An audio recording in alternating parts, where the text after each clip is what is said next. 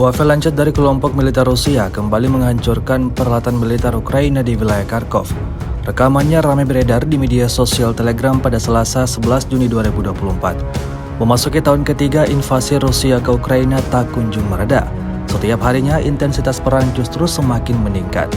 Angkatan bersenjata Rusia secara brutal menyerang senjata self-propelled PZH-2000 Jerman yang sedang beroperasi. Tidak hanya itu, militer Rusia juga turut menyerang peralatan militer Ukraina lainnya yang terdeteksi seperti yang terlihat dalam rekaman.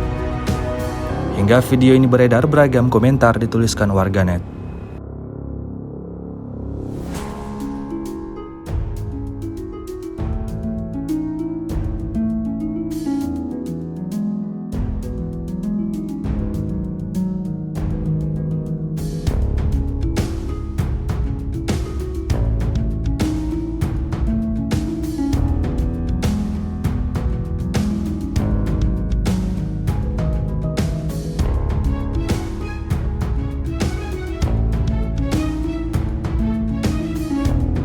Download Tribun X sekarang, menghadirkan lokal menjadi Indonesia.